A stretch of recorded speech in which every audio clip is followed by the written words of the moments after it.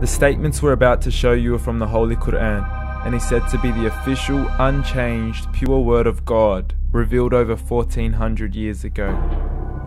Claiming to be the word of God is a heavy statement, and without proof, or if a single contradiction is found within the book, the apparent word of God will be proven false. So without further ado, let's put the book to the test.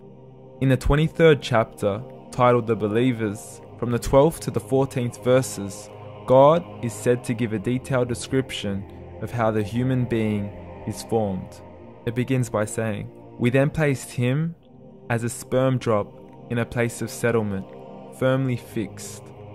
Then we made the drop into a alaqa." We will translate this word very soon. "And then we changed the alaqa into a lump.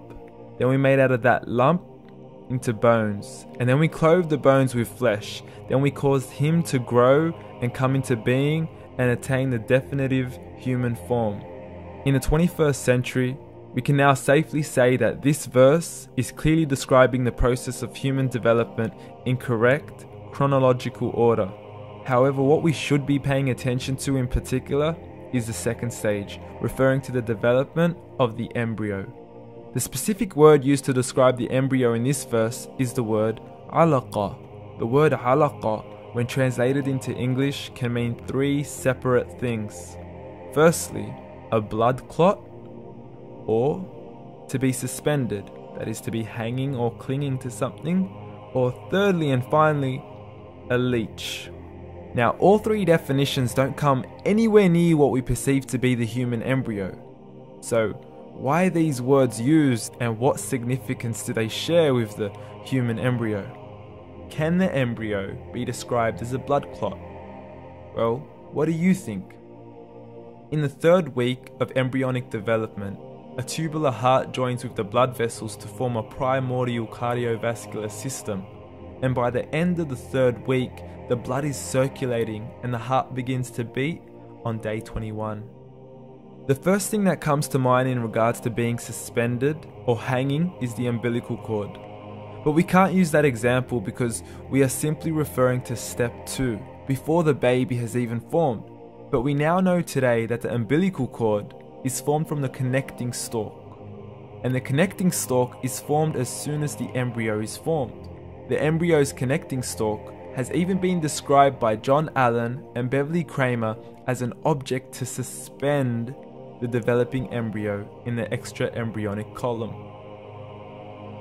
So an embryo is suspended and does have a strong resemblance with the blood clot. What on earth would an embryo have to do with a leech? Figure A shows the structure of an embryo at 25 days. Figure B shows a leech. Now please note once again that the embryo in this stage is no greater than the size of a kernel of wheat. This is an X-ray of the embryo at 22 days. This is the internal structure of a leech. It's mind-blowing stuff, but you still haven't seen anything yet. This is the head of the embryo at 22 days. The detail you are seeing right now is absolutely impossible to be seen with the human eye and can only be seen with a microscope. This is the back end of a leech. There's no other words used to describe this other than mind-blowing. The pictures we have shown you are impossible to be seen with the human eye or even to be predicted by the human mind.